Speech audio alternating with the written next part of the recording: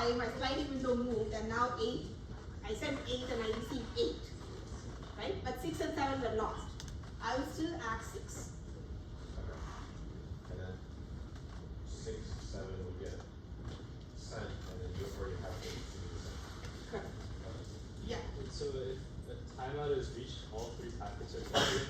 This is a good question. So if a timeout gets reached, okay, at this point, let's say 6 and 7 are lost, but I sent 8 already. I haven't gotten add back for 8, but the timeout was reached for both 6 and 7.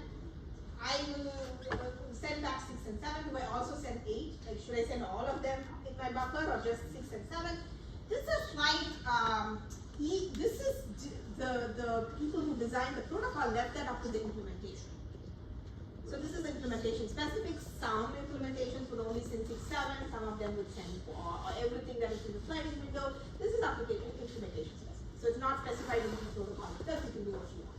But is it ever possible that the sender doesn't know which packet gets lost with this? Like, So is it possible that the sender does not know what packet gets lost? Yes, absolutely it's possible. All I have information is that, okay, you're waiting for 6. You didn't tell me what packet you received. So I would know. right, that's why we send multiple back sometimes.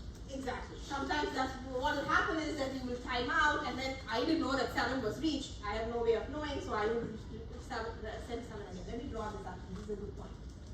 I don't understand why. Okay, yeah, yeah, okay, that's fair. That's fair, to be weird. But I'll tell you why. I mean, I'll tell you one possible reason for this.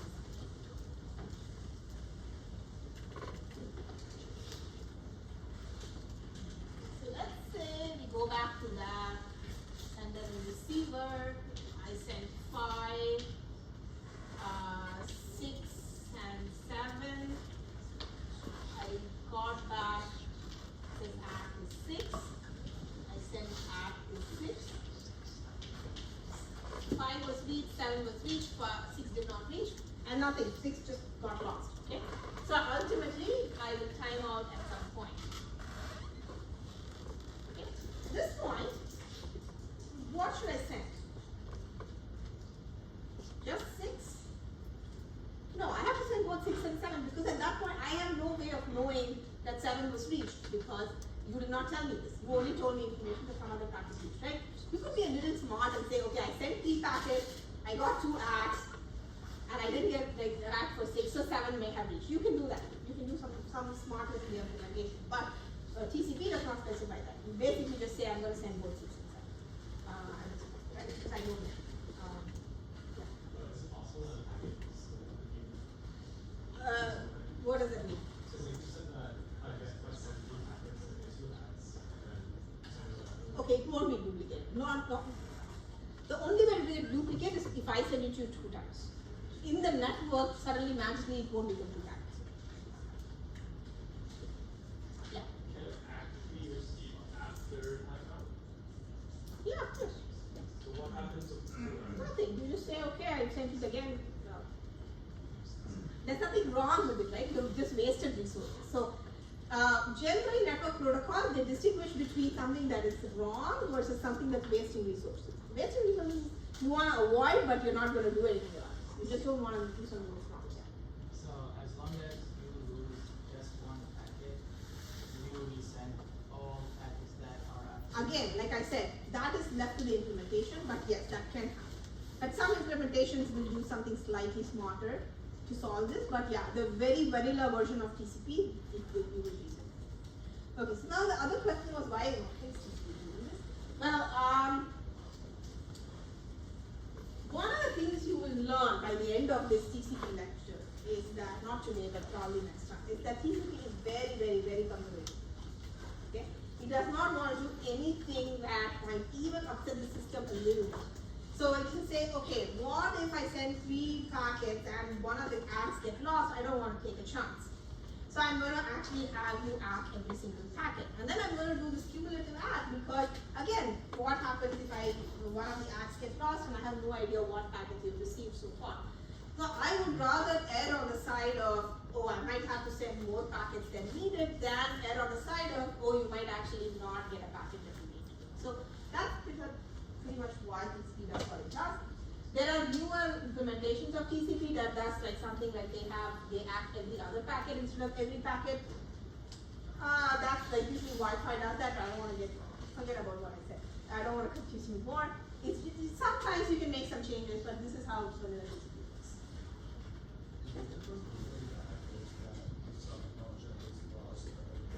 Correct. Exactly, right? So you do this for two reasons. One is my act can get lost, and the second is exactly that. Okay, if an act gets lost and a later act comes and that is cumulative act, I know all the packets that I've received so far.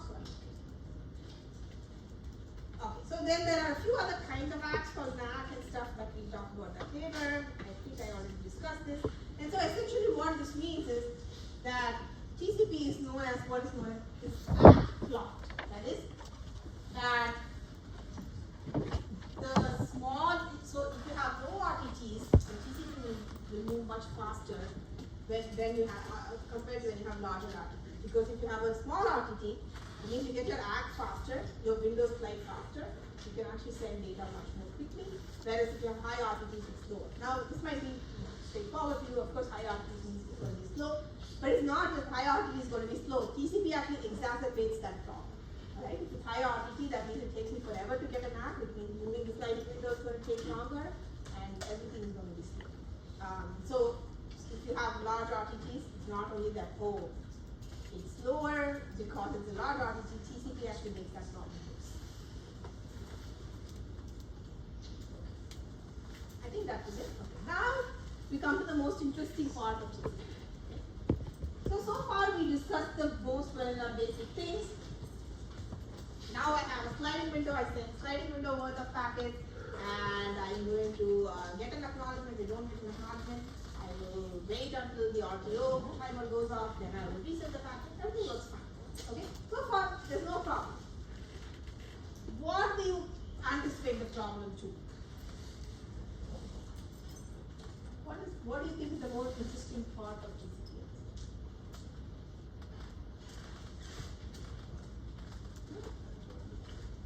Not really. From the protocol point of view, I'm saying, like, what do you think is the remaining question? Let me put it slightly differently. What do you think is the remaining question here? We've done everything, right? We wanted ignore delivery, we wanted reliability, we wanted slightly better performance, so we didn't use the rate, we did sliding window. What do you think is the remaining problem? Yeah. No. I mean, it is, but you're like jumping 3 steps ahead. I want a much simpler answer. Just like how large can we make our window? Exactly. That's the remaining question. What should the size of the sliding window be? I don't have an answer. I have not answered that question, right? I just said, oh, there's a sliding window size. I said 3. Obviously, 3 is a terrible number. Why? Because, well, you can only send 3. You can maybe send more. So this means now that you want to find out what should the size of the sliding window be. This is actually a question that does not have an answer, by the way. TCP was designed in about 1980, the beginning of end of 1790, beginning of 1980.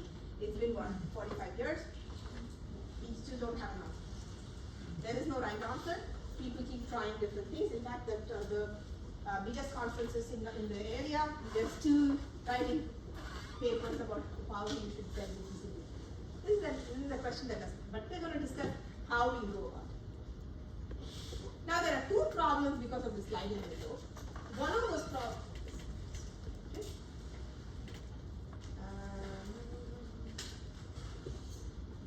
Okay, fine. So what is the? It already says in the slide, but I'm going to put this up anyway. What is the problem with having a sliding window that's too small? It's slow. What's the problem if you have a sliding window that's too large? This is a trick question. You don't know yet. I haven't told you what the problem is. You can intuitively think that this will be problematic. I can't have a billion packets being sent inside the system. But what exactly is the problem? You don't know yet. You got it? Yes. It partly has to do with the receive buffer.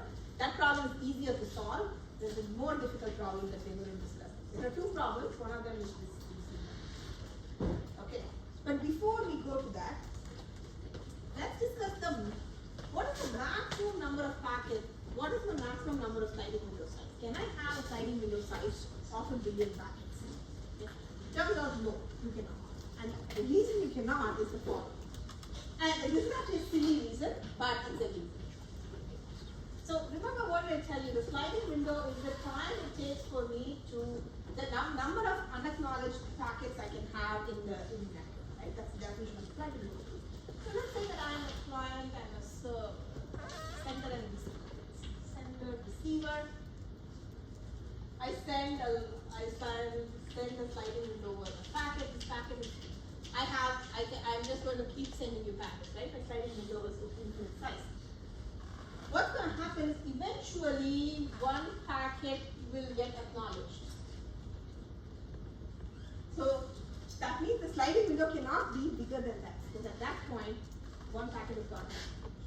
Okay, so that means that is my sliding window size.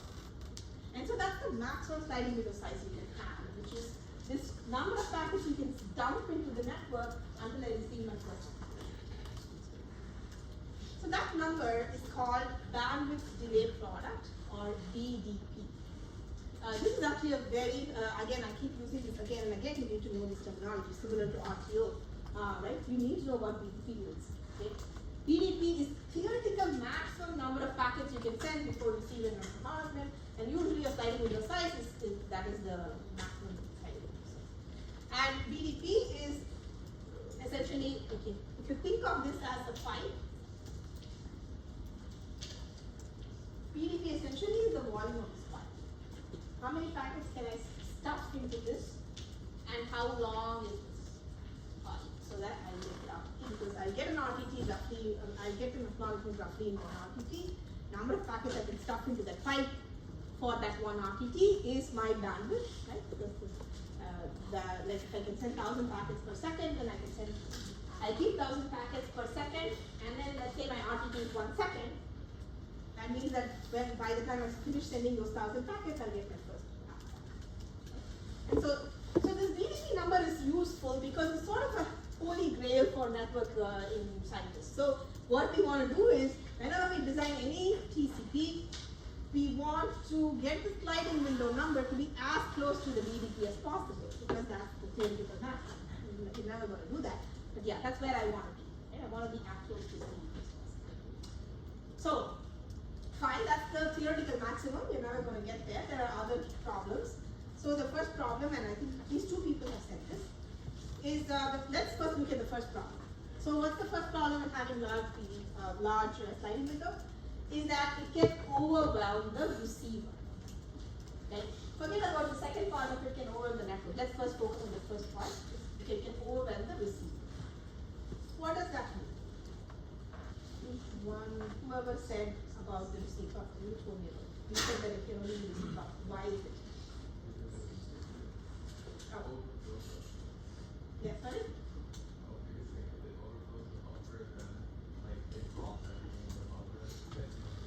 Exactly. So let's say my sliding window is 10, okay? And my receive buffer size is 8 packets, right?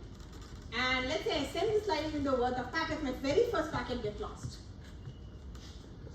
Every packet 2 to 10 was received, okay? But I can't really store those because my receive buffer size is only 8. I cannot store those 9 packets. So this means that this is how I can overwhelm my receiver.